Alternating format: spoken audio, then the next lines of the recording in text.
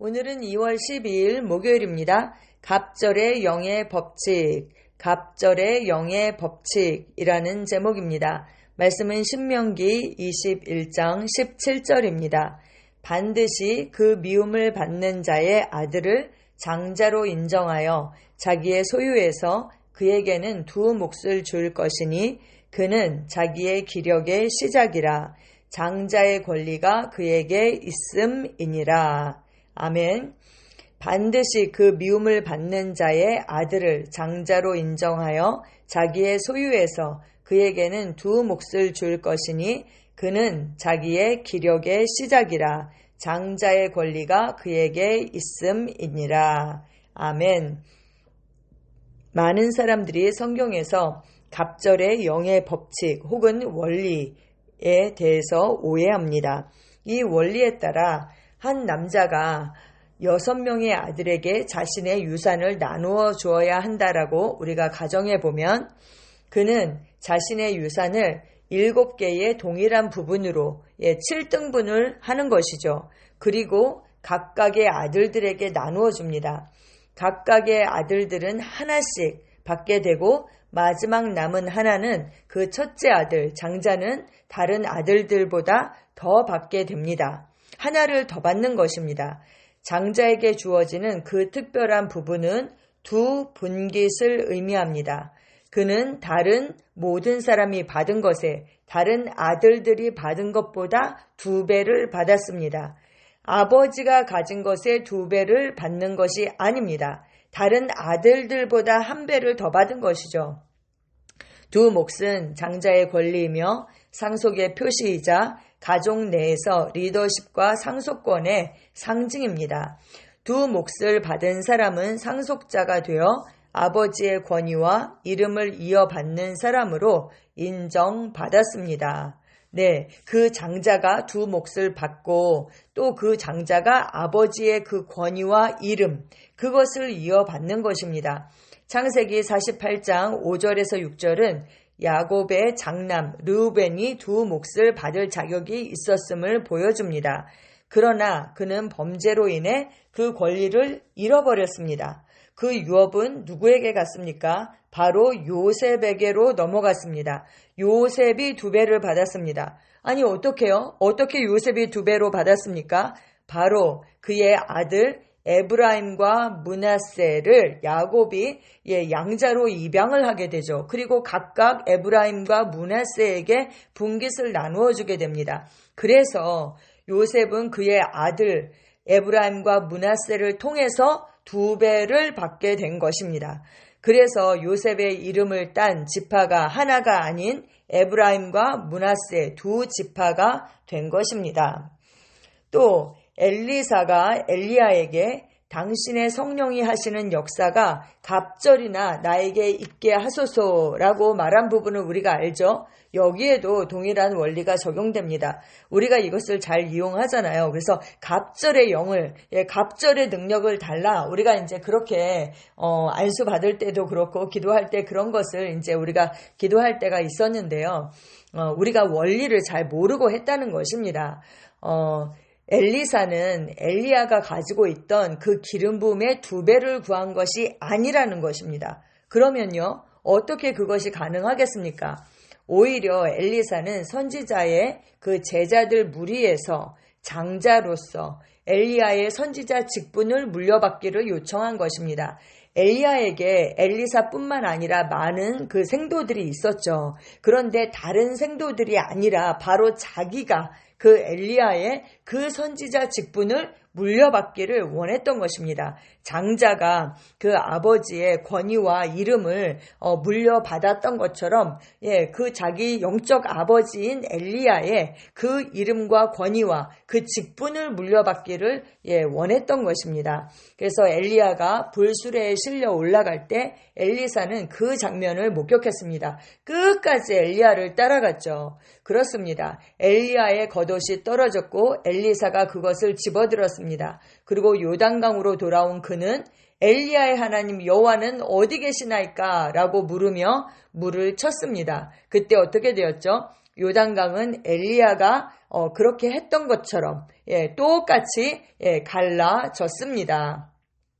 선지자의 제자들이, 그 생도들이 이것을 보고 엘리사 앞에 엎드려서 엘리야의 성령이 하시는 역사가 엘리사 위에 머물렀다라고 그를 인정했던 것입니다.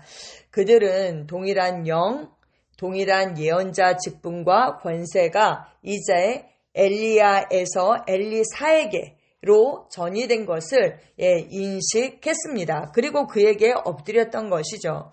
바로 이것처럼 갑절의 영의 법칙이 그 진정한 의미입니다. 그러니까 갑절의 영이 아니라 바로 그 장자로서 그의 권위와 이름과 그 직분과 그것을 물려받는 것, 그것이 바로 이 갑절의 영의 법칙이라는 것입니다.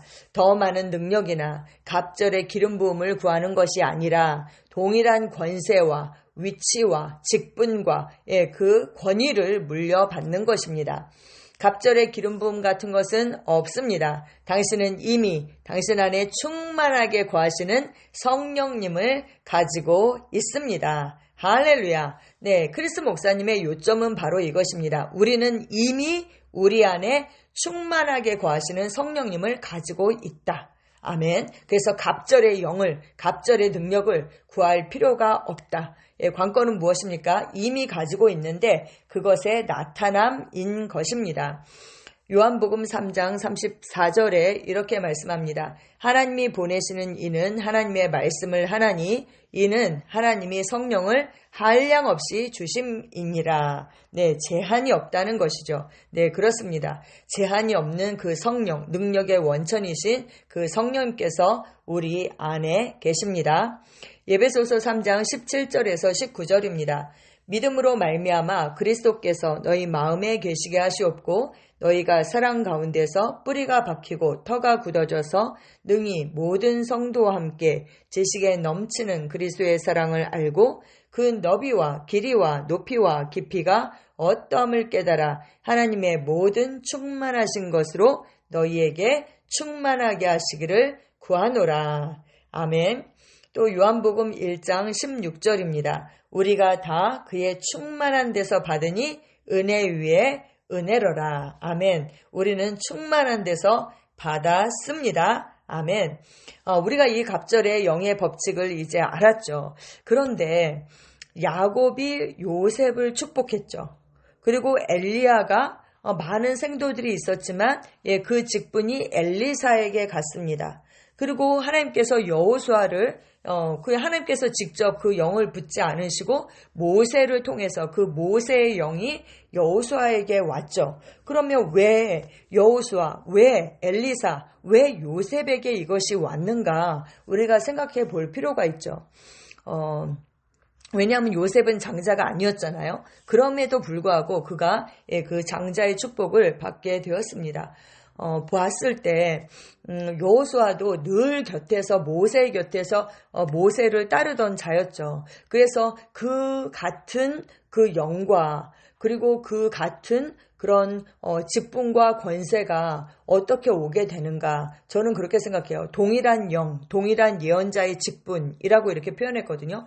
같은 목적, 같은 마음, 그리고 우리의 말은 영이잖아요. 그러니까 그 스승과 같은 말을 할 때에 같은 영이 흐르게 되는 것이죠. 그래서 우리 안에 이미 성령님이 계시지만 사실 누구에게 그 스승의 그 기름 부음과 그 영이 나타나게 될 것인가? 같은 뜻과 같은 목적과 같은 말을 하는 사람을 통해서 그게 나타날 것이라고 생각합니다.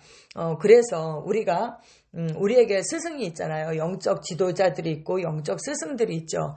그러면 우리가 그분들과 같은 목적을, 같은 비전을 가지고 마음을 같이 하고 같은 것을 믿고 같은 것을 말할 때에 우리가 엘리사에게 그 능력이 나타나고 또 그 같은 직분의 일을 할 수 있게 되었던 것처럼 그렇게 될 거라고 생각하고 또 하나는 우리가 하나님의 말씀을 하나님이 보내신 이는 하나님의 말씀을 하나니 이는 하나님의 성령을 한량없이 주신다 이렇게 말씀하셨잖아요. 그래서 우리가 하나님과 같은 목적을 갖고 같은 마음을 갖고 같은 말, 그 말씀과 일치하는 말을 할 때에 우리를 통하여서 그 기름 부음과 그 성령의 능력의 나타남이 있을 것이라고 생각합니다. 우리는 이렇게 갑절로 예수님께서 믿으셨던 똑같은 것을 믿고 같은 마음, 같은 뜻,